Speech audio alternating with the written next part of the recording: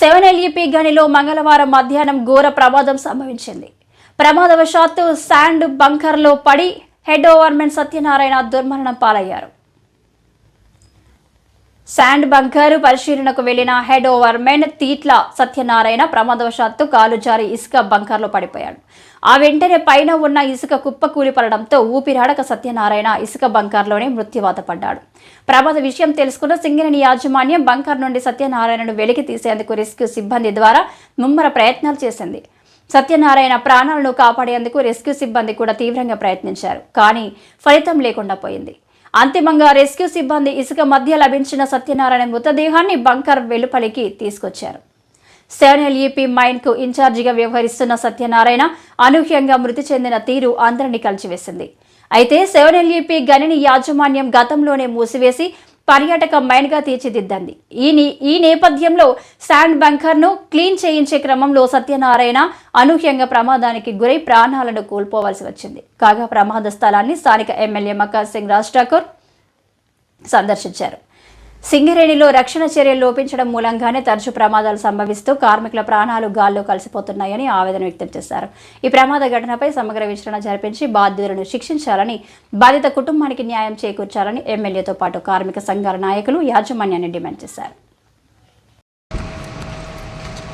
దురదృష్టకరం, 7LP మూసివేయబడ్డటువంటి మైన్లో sand నింపే కార్యక్రమంలో డ్యూటీలో ఉన్నటువంటి ఒక మైనింగ్ ఇంజనీర్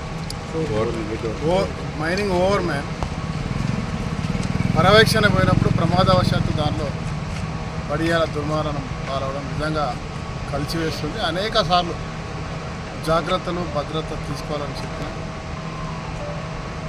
చిన్న చిన్న నిర్లక్ష్యాలతోటి మరి ఇది జరగడం బాధాకరం. భద్రతా అంశంలో సింగరేణి కూడా బాధ్యత తీసుకోవడం కూడా బాధాకరం. నేను సింగరేణి అధికారులను మరొకసారి వారికి గుర్తుకు తెప్పిస్తున్నా, హెచ్చరిస్తా ఉన్నా. భద్రతాపరమైన చర్యలు ప్రత్యేకంగా అండర్గ్రౌండ్ మైన్స్ తీసుకోవాల్సిన అవసరం ఉంది. అవి లేని పక్షాన ఇలాంటి ప్రమాదాలు జరుగుతూనే ఉన్నాయి. అనేక సార్లు దాదాపు నెలకు ఒకటి చెప్పున ఎక్కడో ఒక ప్రాంతంలో ప్రమాదం జరగదు.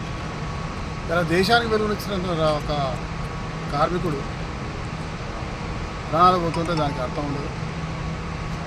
దీనిపై పూర్తి సమగ్ర విచారణ జరిపి తగినటువంటి అధికారులు ఎవరైతే ఉంటే వారిపై క్రమశిక్షణ చర్యలు, దాంతోపాటు ఆ కుటుంబాన్ని ప్రగాఢ సానుభూతిని తెలియజేస్తూ ఈరోజు చాలా దురదృష్టకరమైన రోజు. గోదావరికని RG2 ఏరియాలోని 7LEP గనిలో head overmen Satyanarayana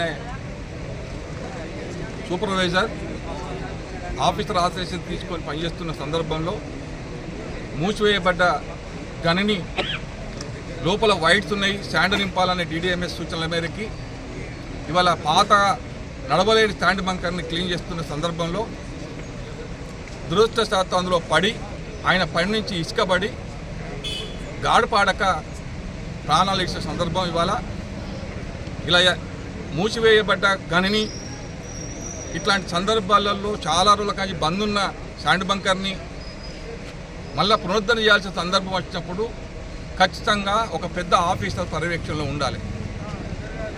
NCAA వర్కర్కే officer authorisation ఇచ్చి ఆయనే అన్నీ చూసుకోమని, ఆయన సేఫ్టీ కూడా ఆయనే చూసుకోవాల్సిన పరిస్థితిలో ఇవాళ ఆయన నెట్టబడి చేశారు. ఇవాళ ఏ మైన్లో ఏ హాలర్ ఏ మిషన్ పెట్టినా DDMS సూచనలు చేస్తారు 2000 ఉండాలని. ఇక్కడ దురదృష్టం ఏంటంటే ఇద్దరు ఆఫీసర్లు ఎందుకు లేదని అడుగుతున్నాం. ప్రమాదవశాత్తు పనిచేసే జాగాలలో ఖచ్చితంగా ఆయన గైడ్ ఇంకొకరు ఉండుంటే సలహాలు సూచనలు చెప్పే అవకాశం ఉండేది.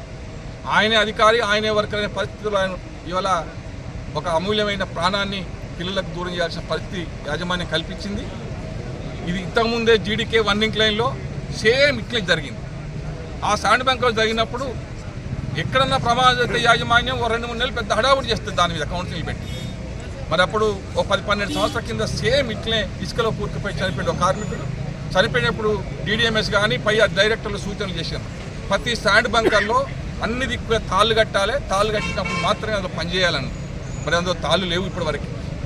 సేఫ్టీ తాళ్ళు ఉండాలి, జారిపడ్డా కానీ తాడును పట్టుకోవడానికి అవకాశం ఉండేది. అట్లాంటి సేఫ్టీ ఎక్కడ పరికరాలు కనపడట్లేదు. అందుకని ఇవన్నీ సేఫ్టీ దృష్ట్యా చనిపోయిననే బాధ్యులు చేసి యాజమాన్య చేతితో దొరుకుతుంటే కుదరదు. డైరెక్టర్ ఖచ్చితంగా చర్యలు తీసుకోవాలి. ఇంకొక అధికారిని ఇట్లాంటి పనులు పెట్టేటప్పుడు ఆయన పైన అధికారులు సేఫ్టీకి సంబంధించిన కానీ లేక DDMS కానీ అందరూ కూడా చొరవ తీసుకునే వాళ్ళ మీద ఖచ్చితంగా యాక్షన్ తీసుకోవాల్సిన అవసరం ఉంది. ఆ కుటుంబానికి ఆయన అధికారిగా ఆథరైజేషన్ ఇచ్చింది కాబట్టి అధికారికి రావాల్సిన అన్ని సౌకర్యాలన్నీ కూడా ఆయన కుటుంబానికి చెల్లాలి. వాళ్ళు చిన్న పిల్లలు, ఆయన వయసు కనీసం 42-43 సంవత్సరాలే ఉంటుంది. మరి ఆయన కుటుంబం ఇప్పటి నుంచి వెళ్ళి ఒక మనోవేదకు గురి కాకుండా కనీసం ఆర్థికంగా కానీ ఆయన హక్కుల విషయంలో కానీ చనిపోగానే సానుభూతి చెప్పి చనిపోయిన తర్వాత పట్టించుకునే సందర్భం సింగేలో చాలా ఉంది.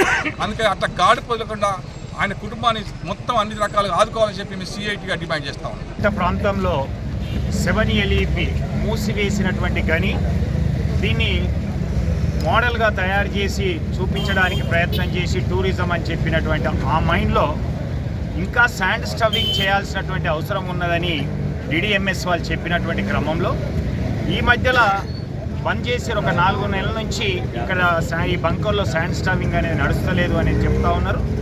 మళ్ళీ DDMS చెప్పినటువంటి దాని ప్రకారంగా మళ్ళీ శాండ్ స్టవింగ్ స్టార్ట్ చేయాలనేటువంటి ఉద్దేశంతో అక్కడ ఏదైతే ఆ బంకర్లో జామ్ అయినటువంటి మట్టి, బూడిద, ఇసుక దీన్ని క్లీన్ చేయాలనేటువంటి ఉద్దేశంతో సత్యనారాయణ అనేటువంటి హెడ్ ఓవర్మెన్ ఈయనకే యాజమాన్యం ఈ మధ్య కాలంలో ఆయనకు సేఫ్టీ ఆఫీసర్గా కూడా ఆథరైజేషన్ ఇచ్చింది అని చెప్తా ఉన్నారు. దీనికి ఒక యాక్టింగ్ మేనేజర్ ఉన్నారు, అలాగే ఒక ఏజెంట్ కూడా ఉన్నారు. ఇద్దరు అధికారులు ఉండగా ఈయన కనీసం పర్యవేక్షణ చేయడానికి వేరే ఎవరు లేకపోవడం వలన ఆయనే పర్యవేక్షణ చేస్తూ ఆయనే పని చేసుకునేటువంటి క్రమంలో జారి పడడం వలన షూట్లో చిక్కుకొని పోయి పైనుంచి ఏదైతే ఇసుక బూడిద ఉన్నటువంటిదంతా ఆయన పైన పడడం వలన ఇమ్మీడియట్గా ఇక్కడ రక్షించేటువంటి వ్యవస్థ లేనందువలన పనిచేసేటువంటి ఒకే ఒక వ్యక్తి చేసిన ఇన్ఫర్మేషన్ వలన ఇక్కడ ఉన్నటువంటి 2-3 వ్యక్తులు ఏం చేయలేనటువంటి పరిస్థితుల్లో సమయం ఎక్కువ అవడం వలన ఆయనకు ఊపిరాడక అందులోనే చిక్కుకుపోయి చనిపోయినటువంటి సంఘటన ఈరోజు బాధాకరమైనటువంటి విషయం. ఇది OC2లో గతంలో జరిగినది. వెంకటేశ్వర్లో అని ఇంకొక కార్మికుడు కూడా చనిపోయారు. పనిచేస్తున్నటువంటి క్రమంలో ఒక 2 మీటర్ల నుంచి పైన మట్టి పడ్డటువంటి క్రమంలో చనిపోయినటువంటిది. అదేలాగా ఇది కూడా జరిగింది. సో ఇలాంటి జరిగినప్పటికి కూడా యాజమాన్యం తగినటువంటి చర్యలు కానీ తగినటువంటి SOPలు కానీ తయారు చేసుకోకపోవడం అయితేంది, సరైనటువంటి రక్షణ అధికారులను నియమించకపోవడం అయితేంది, సరైనటువంటి మ్యాన్ పవర్ లేకపోవడం అయితేంది, వాళ్ళ పర్యవేక్షణ చేసేటువంటి ఆయనే పనిచేసినటువంటి క్రమంలో ఈ ప్రమాదం జరిగింది. దీనికి పూర్తి బాధ్యత ప్రాజెక్ట్ ఆఫీసర్ కానీ, ఏజెంట్ కానీ, అలాగే మేనేజర్ వీళ్ళను కఠినంగా శిక్షించాలి.